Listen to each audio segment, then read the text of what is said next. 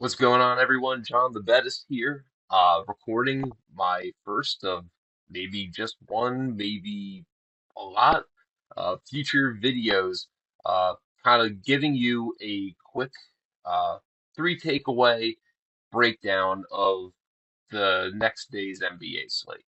So we're going to take a look at tomorrow, February 11th. It's a 14 game slate, so hell of a time for me to try and do a video.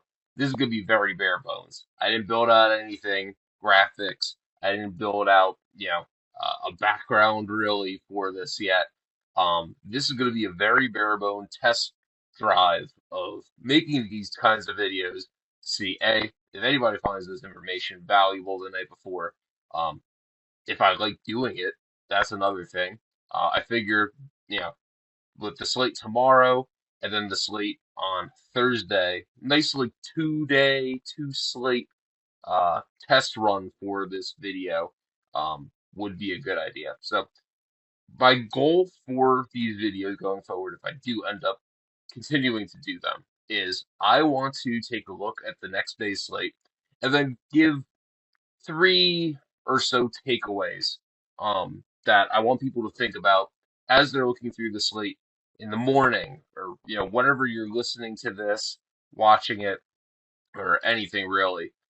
Three things that I want to key in on, and we can take advantage of plays that might be there. Plays might be there right now, or we might have to wait for the books to put some stuff live.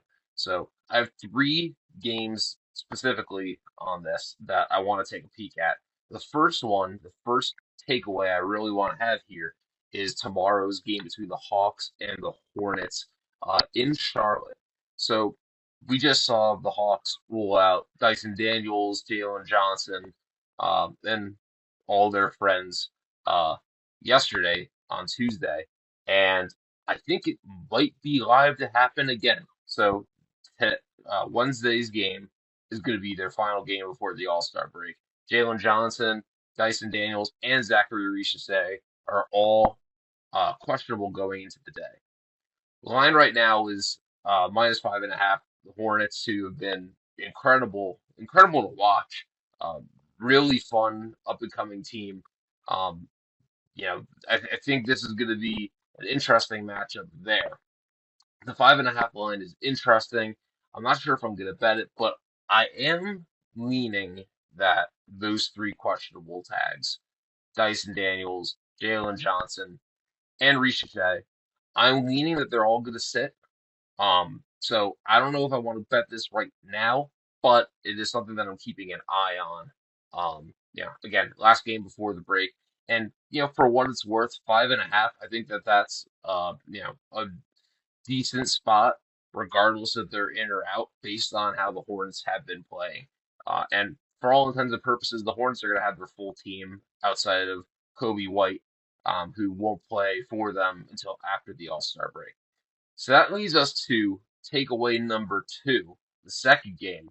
Kobe White's a great segue because now we're going to the Chicago Bulls visiting the Boston Celtics.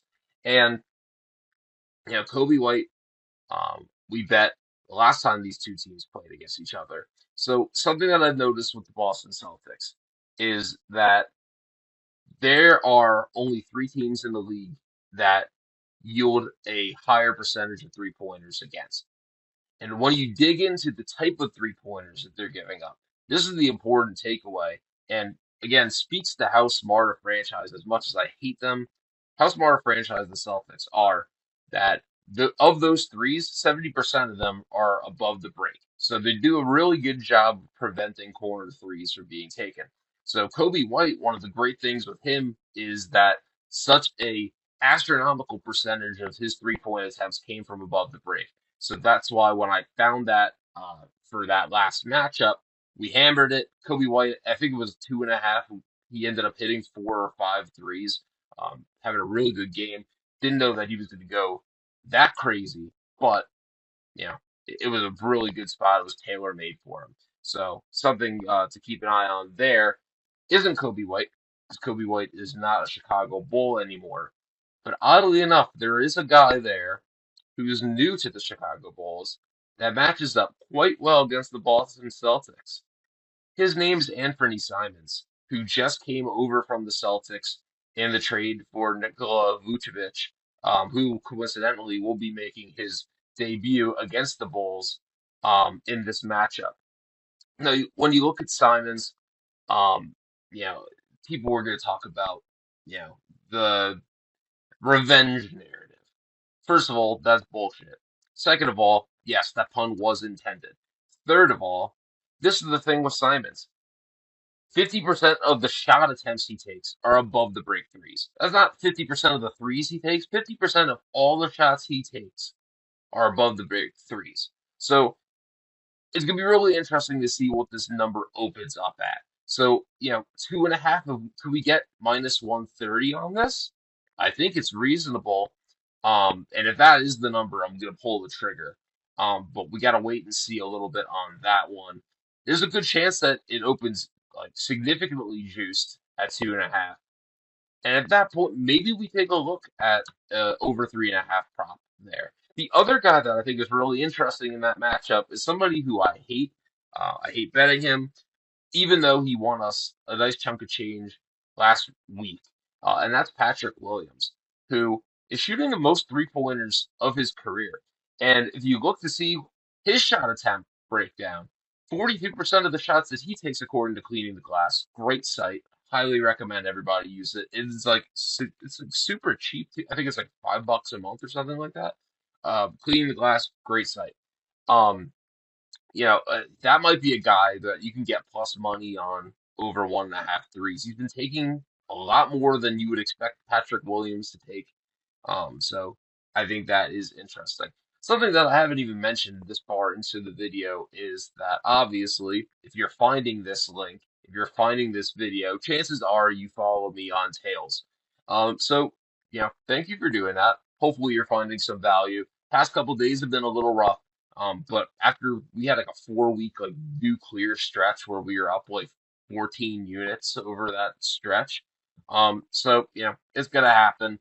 It's a really weird part of the schedule right now, getting ready for the All-Star break. You just had the trade deadline, so we're gonna get through it. It sucks in the moment, but now we're here. And you know what? Maybe part of me making this video is offering something up to the basketball gods to kind of get back to where we want to go. So make sure you're following me, John the Bettist, on Tails.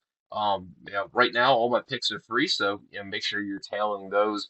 I'm sure for this big Mega Wednesday slate, we're gonna have a ton of stuff. So that's why I kind of want to get ahead of the game tonight by making this video. The last thing I want to talk about, the big takeaway I'm gonna have for tomorrow, is this Miami game against the New Orleans Pelicans, who the Pelicans have been playing, you know, respectable ball. Granted, they just played the Kings, and I still haven't recovered from the Trey Murphy absolute just horrible hook we got because he only needed to play 29 minutes because the Kings were down like what 35. So no point in putting Trey Murphy back in, much to my chagrin. But the Heat are going to be very shorthanded, just like the Kings were in that matchup. The Heat are going to be without Norm Powell. They're going to be without Pelly Larson. They're going to be without Tyler Hero. And this time, they might even be without Andrew Wiggins, who's questionable. And just kind of like how I was talking about the Hawks, I could really see, last game before the All-Star break, them just be like, all right, Wiggins, just, take the day. It's okay. The Pelicans aren't anything that we need to be super worried about. We can take care of them, with some of the other guys on the roster. And I think that that is going to mean Khalil Ware gets another start. He started the other day against the Utah Jazz in a really tilting game. He started out the game like pretty well. I think he had 6 points and 5 rebounds in the first quarter and got into foul trouble. Got two fouls quickly, and then starts the second half. Immediately gets a foul, rises the bench, comes back in with like a minute left in the third quarter, and then right at the start of the fourth quarter, just like that, two more fouls. And then Spoelstra's like, yeah, to hell with this guy. Like, he's not coming back in. So as long as he can handle himself and not get into foul trouble, this matchup is made for him. The Pelicans give up the fifth highest percentage of shots at the rim. They guard them horribly too. They have the seventh worst shooting percentage against at the rim, and they're the third worst defensive rebounding team in the NBA. This matchup is made for Khalil Ware. I'm very curious to see what his double double is priced at. I only bet it for a quarter unit, and he screwed me there. The last time, this matchup, I could make the arguments in an even better spot. So, anything plus money there is probably going to be enticing. I might even look at his points plus rebounds prop, see what that looks like. Um, that's why you're going to want to be following me on Tails. So as soon as I, find, okay, this is the line, we're going to attack it. We're still waiting for lines to pop up. It's 10:14 Eastern time here, right now at recording. Now we'll get a good line, some good value, uh, in this spot here. But Khalil Ware is definitely a guy that I want to keep track of. Just like you guys should be keeping track of me on the Tails app. See? Eric's not the only one that can do this. Okay, he does it so much better than me. I don't know what the hell I'm doing. Don't even know if this is gonna last. But like I said, taking a 2-day test drive here of the video streets. Again, this is the most bare bones video hopefully you'll ever see. And if it's something that people find value in, then after the All-Star break, yeah, or during the All-Star break, I'll put some time into really fleshing this thing out, making some graphics and making it look pretty. Now, I'm not pretty, but maybe the videos can be. So, but I think that's pretty much it for me. If you guys have any questions, feel free to hit me up at the Lindy Discord. You can follow me on Twitter at John the Bettist. Um, hopefully popping up on the TikToks of the world, trying to make some content there as well. So let's see what happens. I hope your Tuesday night is going well in the betting and DFS streets. Death to Tari Eason, who looks like he's gonna screw me right now, which isn't fun. But we got immaculate CLV on the Jackson Hayes two pick parlay once all the Lakers news came down. So hopefully that pans out, and if it doesn't, I'll drown myself. But till next time, see you later.